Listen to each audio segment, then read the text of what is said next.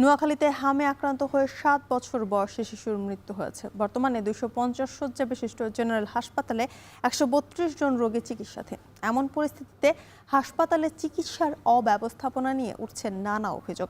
আরও জানাতে সেখান থেকে যুক্ত হচ্ছেন নাসিম শুভ। শুভ, হাসপাতালের কি অবস্থা দেখতে পাচ্ছেন? চিকিৎসা সেবা নিয়ে কি বলছেন রোগীরা?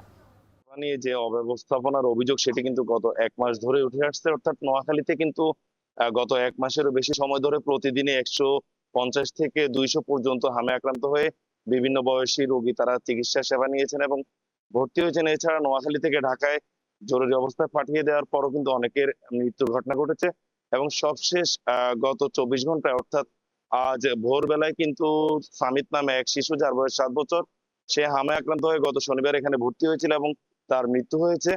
তো আজ কিন্তু ১৩২ জনের মতো রোগী, নানা বয়সী, যারা চিকিৎসা সেবা নিচ্ছেন।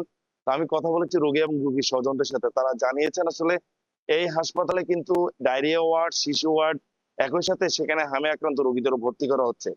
যার কারণে ডায়রিয়া এবং অন্যান্য রোগ নিয়ে যারা আসেন তারাও কিন্তু হামে আক্রান্ত হচ্ছেন।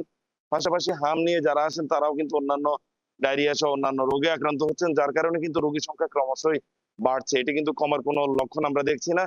এর জন্য হাসপাতাল কর্তৃপক্ষের অব্যবস্থাপনাকে দায়ী করছেন রোগী ও তাদের স্বজনরা। তারা বলছেন হাসপাতাল কর্তৃপক্ষ যদি শুরুতেই হামের প্রকোপ নিয়ে যে সকল রোগী ভর্তি হয় তাদেরকে যদি পৃথকভাবে আইসোলেশন ওয়ার্ডে রাখা যেত তাহলে কিন্তু এর প্রকোপ দিন দিন কমে যেত।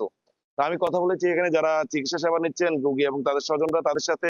তারা বলছেন অনেকেই কিন্তু টিকা দেওয়ার পরও কিন্তু হামে আক্রান্ত হচ্ছেন এবং তারা এখানে কেউ ১০ দিন, কেউ ১৫ দিন পর্যন্ত চিকিৎসা নিয়ে তারপর সুস্থ হয়ে বাড়ি ফিরছেন। এছাড়া কিন্তু এখানে ৩ মাস বয়স থেকে শুরু করে প্রায় ৩৫ বছর বয়সী সব ধরনের রোগী কিন্তু এখানে চিকিৎসা সেবা একসাথে নিচ্ছেন। তাদেরকে পৃথক করে রাখা গেলে হয়তো এর পরিমাণ কমতে পারে বলে কিন্তু তারা জানিয়েছেন।